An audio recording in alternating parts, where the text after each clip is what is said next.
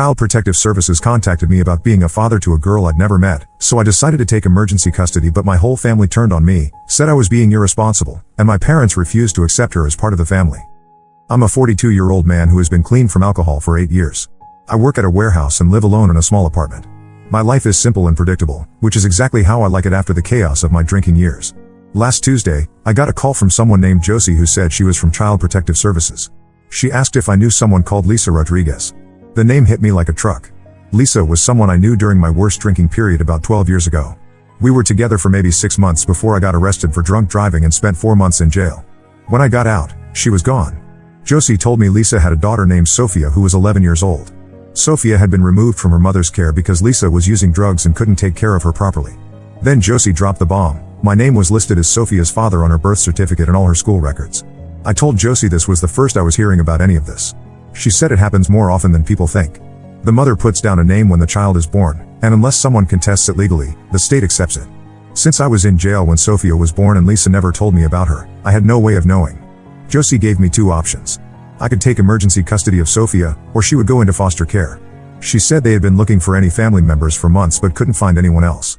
Lisa's parents were dead, and her sister wanted nothing to do with the situation. I asked Josie about getting a DNA test to make sure Sophia was really mine. She said the birth certificate was enough legal proof, but I could get one if I wanted. I told her I needed time to think, but she said I had to decide by the end of the week because Sophia was currently staying with a temporary foster family. I spent 3 days thinking about it. The math worked out. If Sophia was 11 and I was with Lisa about 12 years ago, the timing made sense. But taking in a kid I'd never met seemed crazy. I barely make enough money to support myself, let alone a child. My brother Mike, 45M, called me that Thursday. Somehow he had heard about the situation from our cousin who works at the courthouse. Mike told me I was being stupid and that this wasn't my problem. He said Lisa probably put down multiple men's names and I was just the unlucky one who got tracked down first. He said I should refuse custody and let the kid go to foster care. My sister Carol, 38F, had the opposite reaction.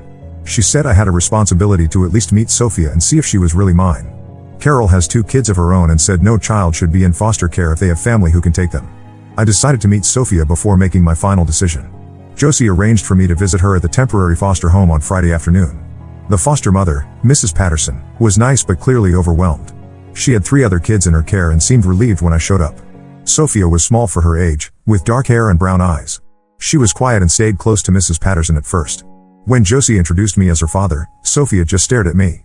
I asked her a few questions about school and what she liked to do. She answered in short sentences but didn't seem scared, just cautious. Mrs. Patterson pulled me aside and said Sophia was a good kid who didn't cause any trouble. She said Sophia helped with the younger kids and always cleaned up after herself. But she also said Sophia had nightmares sometimes and would wake up asking for her mother. I asked Sophia if she wanted to come live with me. She shrugged and said she didn't know me yet. I told her that was fair and asked what she would want in a new home. She said she wanted her own room and to be able to go to the same school. I told her I could probably make that happen. That night I called Josie and said I would take custody. She sounded relieved and said she would start the paperwork. She also told me about something called kinship care payments, which was money the state gives to relatives who take in kids who would otherwise be in foster care. It wasn't much, but it would help with food and clothes. Mike called me again that weekend and said I was making a huge mistake. He said I didn't know anything about raising kids and that Sophia would probably have serious problems from being neglected. He said our parents raised us wrong and I would just mess up another kid. This led to a big argument where he said I was being selfish and trying to play hero. Carol offered to help me get ready for Sophia. She took me shopping for basic things like sheets, towels, and some clothes. She also gave me a list of things I would need to do, like enrolling Sophia in school and finding a pediatrician. The amount of stuff seemed overwhelming.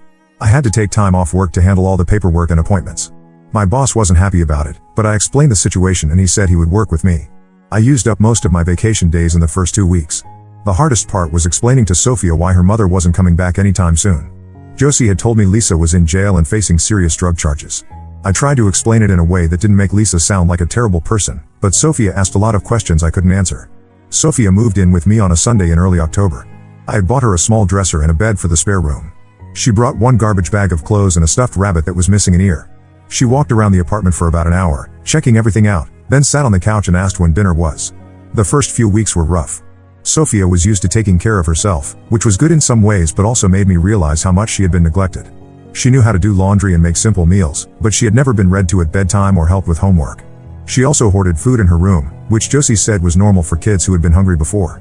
I had to learn everything from scratch. I didn't know what size clothes she wore or what food she liked. I didn't know her schedule or her teachers' names. I felt like I was pretending to be a parent and doing a bad job at it. The school situation was complicated. Sophia's old school was across town, and the bus route would take over an hour each way. I wanted to transfer her to the elementary school near my apartment, but she begged me not to. She said she didn't want to lose her friends and start over again. I agreed to drive her to her old school for the rest of the year, even though it meant leaving for work later and picking her up early. My family's reaction got worse over time. Mike stopped calling me altogether. Carol tried to be supportive, but she made comments about how I didn't know what I was doing. She offered to take Sophia for weekends, but when I brought it up, Sophia said she didn't want to go to someone else's house. She said she was tired of sleeping in different places. The biggest shock came when I got a call from my parents. They live in Arizona and I hadn't talked to them in months. Somehow, they had heard about Sophia, probably from Mike or Carol. My mother said she was disappointed in me for taking on someone else's problem. My father said I should have gotten a lawyer before agreeing to anything.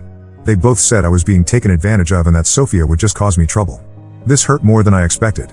I had thought my parents would be excited about having a granddaughter, but instead they acted like Sophia was some kind of burden I should get rid of. They didn't even want to meet her or talk to her on the phone. The money situation was tight even with the kinship payments. Sophia needed school supplies, winter clothes, and a bunch of other things I hadn't thought of. I had to put some expenses on credit cards, which stressed me out because I'd worked hard to pay off my debts after getting sober. By November, I was exhausted and wondering if Mike had been right. Sophia was a good kid, but taking care of her was harder than I had imagined. She still had nightmares and would wake me up in the middle of the night. She was behind in some subjects at school and needed extra help with homework.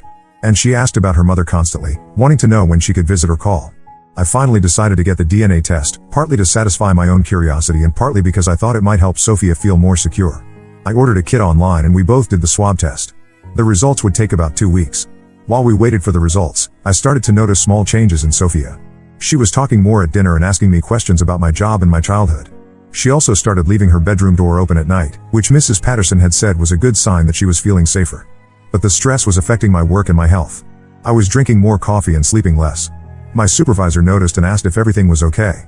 I told him about the situation, and he said the company had an employee assistance program that might help, but I would have to look into it on my own time. The DNA results came back on a Thursday.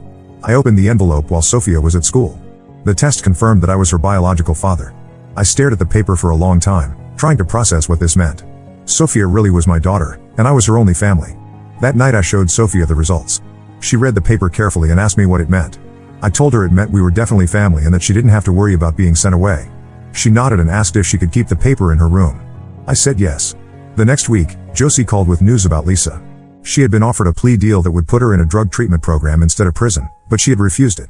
Josie said Lisa would probably be in jail for at least 2 more years, maybe longer if she got in trouble while she was there. I asked Josie if I should tell Sophia about the plea deal. She said it was up to me, but that Sophia should know her mother had chosen not to get help. I decided to wait and see if Sophia asked about her mother first. This whole situation has turned my life upside down. I went from being a single man with a simple routine to being a father with responsibilities I never wanted. My family thinks I'm crazy, my finances are strained, and I'm constantly worried about whether I'm doing the right thing for Sophia. But I can't just abandon her now. She's my daughter, and she doesn't have anyone else. I just wish I knew what I was doing and that my family would be more supportive instead of acting like Sophia is some kind of problem to be solved. I don't know what I'm asking for here. Maybe just to vent to people who won't judge me for taking in a kid I never knew existed. Or maybe someone has been through something similar and can tell me it gets easier. Update 1: the DNA test results changed everything, but not in the way I expected. After I showed Sophia the paper confirming I was her father, she started asking me questions about my life before I met her. She wanted to know about my childhood, my job, and why I had been in jail when she was born. I tried to explain my drinking problem in terms she could understand. I told her that I used to drink too much alcohol and it made me make bad decisions. I said I got in trouble with the police because I drove a car when I shouldn't have, and that's why I went to jail. I also told her that I stopped drinking completely after I got out and hadn't had any alcohol in 8 years. Sophia listened carefully and then asked if her mother had the same problem but with drugs instead of alcohol. I said yes, and that some people have a harder time stopping than others. She asked if she would have the same problem when she grew up. I told her I didn't know, but that we would make sure she learned to make good choices. This conversation seemed to help Sophia understand why her mother wasn't around and why she was living with me now. She stopped asking when she could see Lisa and started asking about my family instead. She wanted to know about my parents and siblings, and whether they wanted to meet her. I had to tell her that my parents lived far away and that my brother and sister had mixed feelings about our situation. Sophia asked why they didn't want to meet her, and I struggled to explain it without making her feel unwanted. I said some people need time to adjust to big changes, which was true but not the whole truth. The school situation got more complicated in December. Sophia's teacher, Mrs. Martinez, called me for a conference. She said Sophia was struggling with math and reading comprehension, and that she thought Sophia might benefit from extra help. Mrs. Martinez also said Sophia seemed tired in class and asked if she was getting enough sleep at home. I told Mrs. Martinez about the nightmares and the big changes in Sophia's life. She was understanding but said the school could provide tutoring if I filled out some paperwork. She also suggested that Sophia might benefit from talking to the school counselor about her situation. When I brought up the counselor idea with Sophia, she got upset. She said she didn't want to talk to strangers about her problems and that she was fine. I didn't push it, but I did sign up for the tutoring program. Around this time, I started having problems with my brother Mike. He called me one night and said he had heard from our cousin that I was getting money from the state to take care of Sophia. He accused me of taking her in for the payments, which made me angry. I told him the kinship payments barely covered Sophia's expenses and that I was still spending my own money on things she needed. Mike said he didn't believe me and that I was probably getting more money than I was admitting. He said I had always been irresponsible with money and that I was probably seeing Sophia as a way to get free cash. This led to a big argument where I told him he didn't know what he was talking about and that he had no right to judge me. The argument with Mike got back to my sister Carol somehow. She called me a few days later and said she was concerned about the tension in the family. She said she supported my decision to take Sophia in, but that she thought I should be more transparent about the financial arrangements. I was frustrated because I felt like my family was more concerned about money than about Sophia's well-being. I had been open about the kinship payments from the beginning, and I wasn't hiding anything. The payments were about $400 a month, which sounds like a lot but doesn't go far when you're feeding and clothing a kid. Carol offered to help mediate between me and Mike, but I told her I didn't want to discuss it anymore. I said Mike could believe whatever he wanted, but that I wasn't going to defend myself to him constantly. Sophia overheard part of one of these phone conversations and asked me why my family was mad at me. I tried to explain that adults sometimes disagree about things, but that it didn't mean anyone was bad. She asked if it was because of her, and I told her it had nothing to do with her personally. But Sophia seemed to understand more than I gave her credit for. She asked if my family would like her better if she wasn't living with me. I told her that wasn't how families worked and that she belonged with me now. She seemed satisfied with that answer, but I could tell she was thinking about it. In January, I got a call from Josie about Lisa. She said Lisa had been in a fight with another inmate and was being moved to a different facility. Josie also said Lisa had been asking about Sophia and wanted to know if she could write her letters. I wasn't sure how to handle this. On one hand, I thought Sophia should be able to have contact with her mother if she wanted to. On the other hand, I was worried that letters from Lisa might upset Sophia or give her false hope about Lisa getting out soon. I decided to ask Sophia what she wanted. She said she wanted to get letters from her mother, but only if I could read them first. She said she was worried her mother might say things that would make her sad or confused. I thought this was a mature way to handle it, so I agreed. The first letter from Lisa arrived in February. It was only one page long and mostly talked about how much Lisa missed Sophia and how sorry she was for not being a good mother. Lisa also said she was trying to get better and hoped to see Sophia again someday. The letter didn't mention me at all. Sophia read the letter twice and then asked if she could write back. I said yes, but that I would help her if she wanted. She wrote a short letter telling Lisa about her new school and that she was living with me now. She also said she missed Lisa but that she was doing okay. This started a regular correspondence between Sophia and Lisa. The letters came about once a month, and they were always short and fairly positive. Lisa would tell Sophia about books she was reading or classes she was taking in jail. Sophia would tell Lisa about school and things we did together. I noticed that Sophia seemed happier after getting letters from her mother. She would carry them around for a few days and read them multiple times. But she also seemed more settled in our routine and less anxious about her future. The tutoring at school was helping Sophia catch up in her subjects. Her math grades improved, and she started reading more at home. I bought her some books that were at her level, and she would read them to me in the evenings. This became one of our regular activities. Around this time, I started having problems at work. My supervisor, Mr. Chen, called me into his office and said I had been taking too much time off for appointments and school meetings. He said he understood I had a new responsibility, but that I needed to find a way to handle it without affecting my work schedule. I explained that most of Sophia's appointments were only available during school hours, and that I didn't have anyone else who could take her. Mr. Chen said the company was willing to work with me, but that I might need to consider using the family leave policy, which would mean taking unpaid time off. This created a new financial stress. I couldn't afford to take unpaid leave, but I also couldn't neglect Sophia's needs. I started trying to schedule appointments after work or during my lunch breaks, but this didn't always work out. The situation with my family got worse in March. My parents decided to visit Carol for Easter, and she invited me and Sophia to join them. I thought this would be a good opportunity for my parents to meet Sophia and see that she was a normal kid who just needed a stable home. But the visit was a disaster. My parents were polite to Sophia but distant. They didn't ask her any questions about school or her interests. They also made comments to me about how expensive it must be to raise a child and how I was probably in over my head. The worst part was when my mother pulled me aside and said she was worried about Sophia's influence on me. She said Sophia came from a bad background and might have problems I couldn't handle. She also said she was concerned that taking care of Sophia was preventing me from having a normal life and maybe meeting someone to settle down with. I told my mother that Sophia was my daughter and that I wasn't going to abandon her. I said I was disappointed in their attitude and that I had expected them to be more welcoming. My mother said she was just being realistic and that I was being too emotional about the situation. Sophia could tell that something was wrong during the visit. She was quiet and stayed close to me. After we left, she asked if my parents didn't like her. I told her they were just not used to having kids around, but she seemed to know that wasn't the whole truth. The visit with my parents made me realize that I couldn't count on my family for support. Mike was still barely speaking to me, Carol was trying to stay neutral but was clearly torn, and my parents saw Sophia as a problem rather than their granddaughter. This was harder than I had expected. I had thought that once my family met Sophia and saw what a good kid she was, they would come around. Instead, it seemed like they were more convinced than ever that I had made a mistake. Sophia and I started spending more time together on weekends.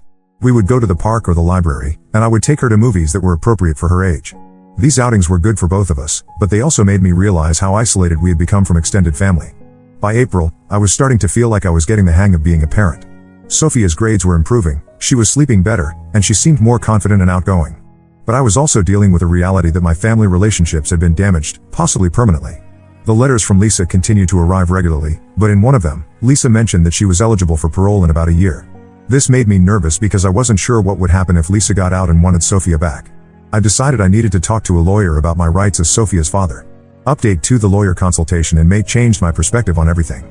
The attorney, Ms. Rodriguez, explained that because my name was on Sophia's birth certificate and I had been caring for her for several months, I had legal rights as her father. However, she also warned me that if Lisa got out of jail and wanted to challenge custody, it could become complicated. Ms. Rodriguez said the best thing I could do was to start the process of getting full legal custody of Sophia. This would involve going to court and possibly having a social worker evaluate my home and parenting situation. She said it would cost about $2,000 in legal fees, which was money I didn't have. I decided to wait and see what happened with Lisa's situation before spending money on a lawyer. But I started keeping detailed records of everything I did for Sophia, including doctor appointments, school meetings, and activities we did together. Around this time, Sophia started asking more questions about my family. She had noticed that we didn't get phone calls from my parents or visits from my brother.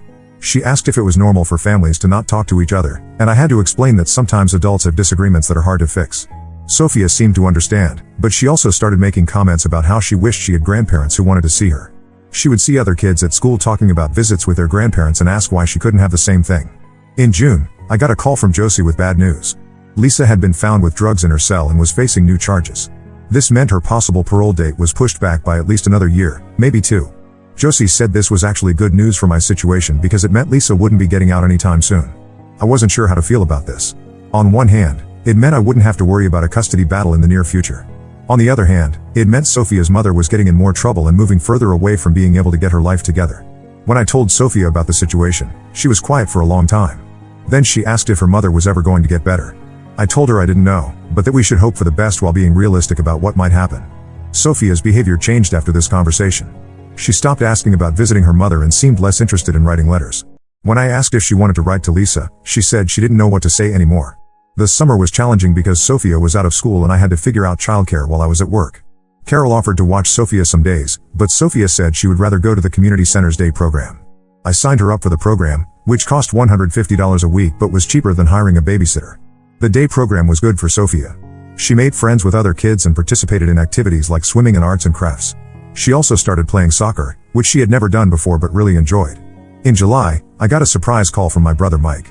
He said he had been thinking about our argument and wanted to talk.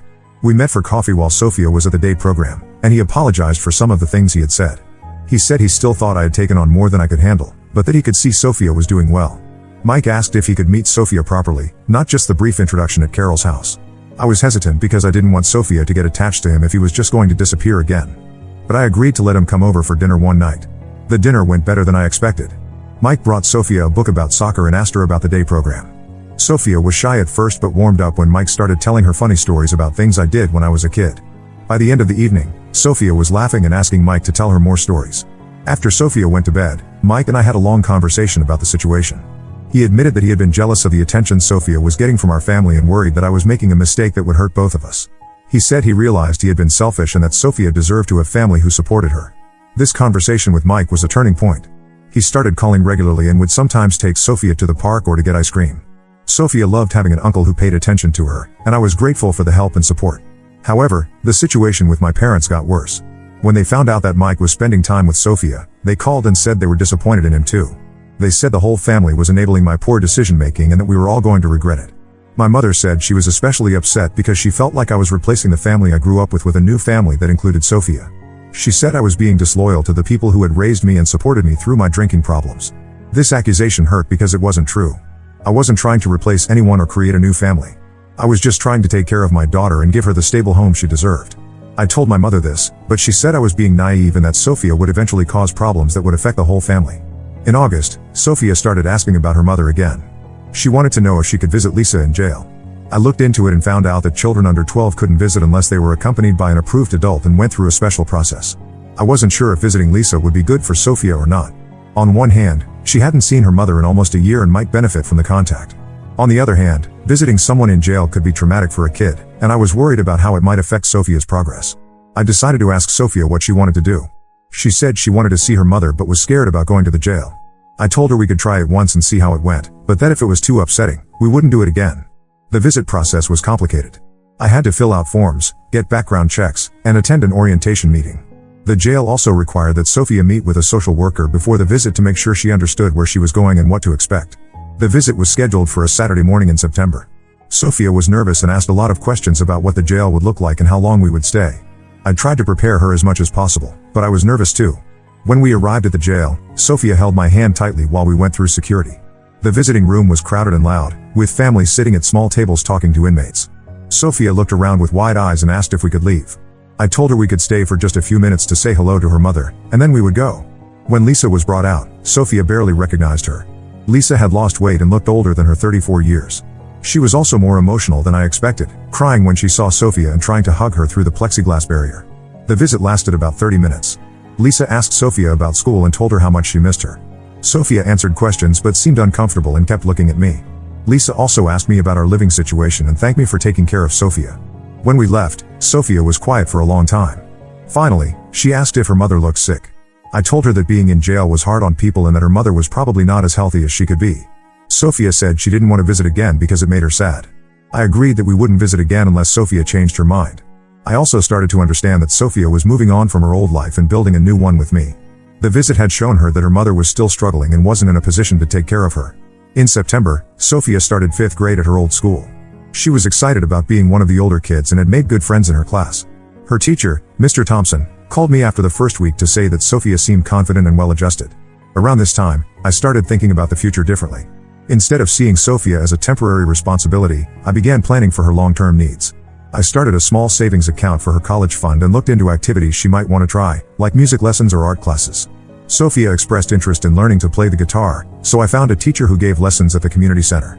Sophia practiced every day and picked it up quickly. She would play simple songs for me in the evenings, and I could see how proud she was of her progress. The guitar lessons led to Sophia performing in a small recital at the community center in October. She was nervous but excited, and she played a song she had learned perfectly. I invited Mike and Carol to come watch, and they were both impressed with how well Sophia did. After the recital, Sophia asked if my parents would want to hear her play guitar. I had to explain that my parents lived too far away to come to her performances, but that I could record her playing and send them a video. I did make a recording, but I never sent it to my parents because I knew they wouldn't respond positively. This conversation made me realize that Sophia was still hoping for a relationship with her grandparents, even though they had shown no interest in her. I started to think about how to handle this situation in a way that wouldn't hurt Sophia's feelings but also wouldn't give her false hope. The financial situation was getting more manageable. I had received a small raise at work, and the kinship payments were covering more of Sophia's expenses as I learned to budget better. I was also able to pay off some of the credit card debt I had accumulated in the first few months. However, I was still worried about the legal situation. Lisa's letters had become less frequent, and Josie had told me that Lisa was having more problems in jail. I started to think that I should go ahead and file for full custody, even if it meant taking on more debt. Update 3: The custody hearing finally happened in March, almost 2 years after Sophia first came to live with me. Ms. Rodriguez had been right about the cost. Between legal fees and court costs, the whole process ended up costing about $2,500. I had to borrow money from my retirement account to pay for it, but I knew it was necessary. Lisa didn't contest the custody petition. Josie told me that Lisa had been moved to a different facility again after another incident and was facing additional charges. Her earliest possible release date was now pushed back to at least 4 more years, assuming she didn't get in any more trouble. The judge awarded me full legal custody of Sophia. The hearing was short and straightforward since Lisa didn't appear and there was no one arguing against the custody change. Sophia didn't have to testify, but she did have to meet with a court-appointed advocate who spoke with the judge privately. When I told Sophia about the custody decision, she asked what it meant for her daily life. I explained that it meant she would definitely stay with me and that no one could take her away. She seemed relieved and said she was glad she didn't have to worry about being moved to another home. The relationship with my parents never improved. They called me once after the custody hearing and said they were disappointed that I had made the situation permanent. My mother said she had hoped I would come to my senses and realize I wasn't cut out to be a single parent.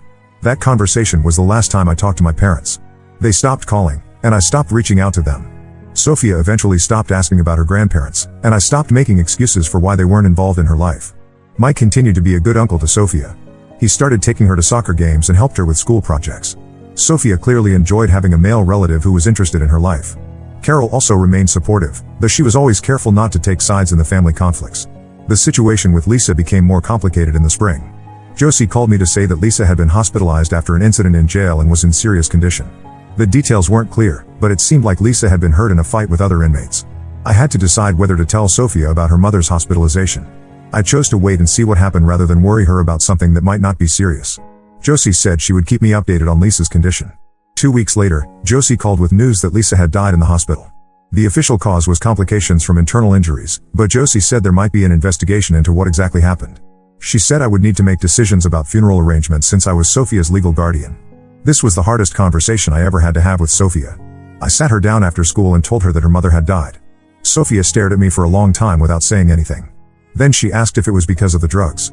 I told her it was because her mother got hurt in jail, but that the drugs had put her in a situation where she couldn't protect herself. Sophia cried for a few minutes, then asked if we could get pizza for dinner. I was surprised by how quickly she seemed to move on, but I realized that Sophia had already been grieving the loss of her mother for a long time.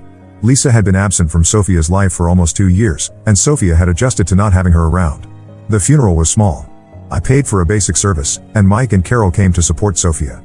Sophia wanted to say something at the service, so she read a short letter she had written to her mother. She thanked Lisa for giving birth to her and said she hoped Lisa was in a better place now.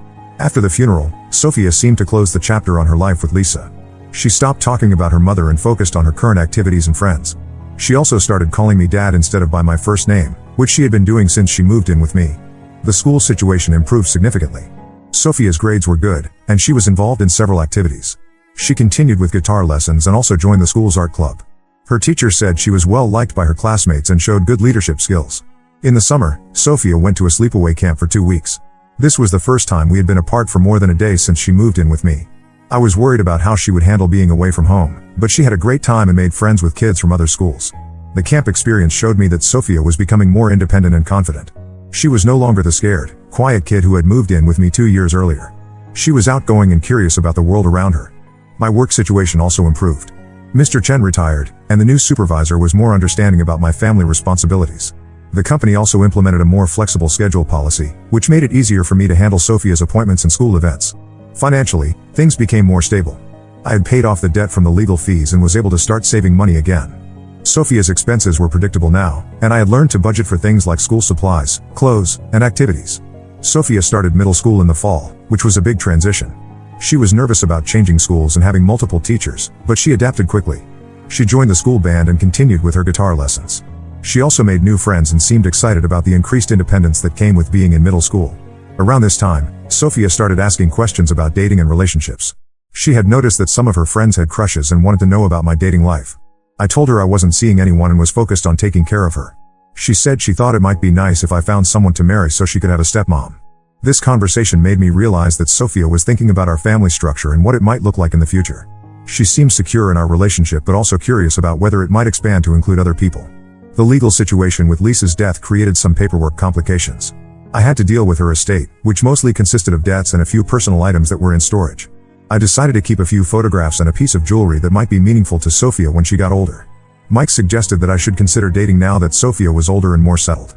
He said Sophia seemed stable enough that I could start thinking about my own social life again.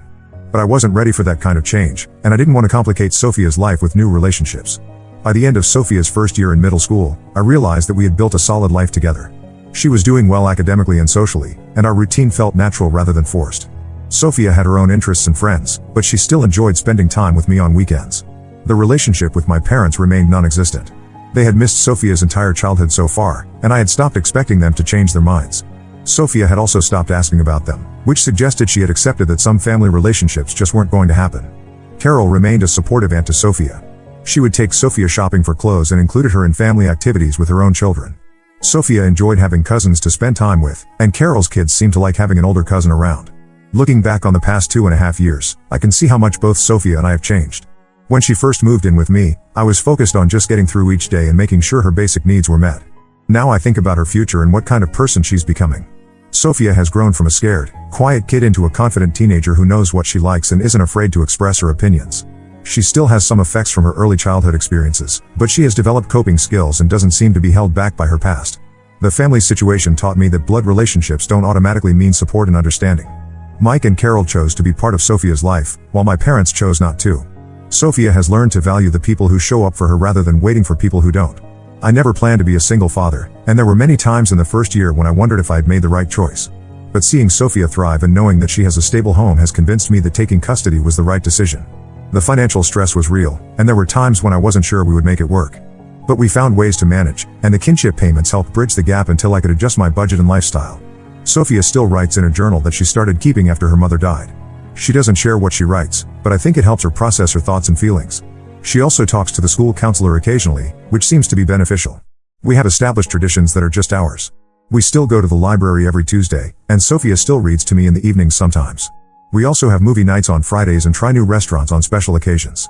The custody situation is permanently settled now. Sophia knows that she will stay with me until she's an adult and that no one can change that.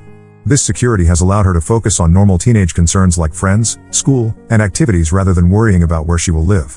I have no regrets about taking custody of Sophia, despite the family conflicts and financial stress it caused.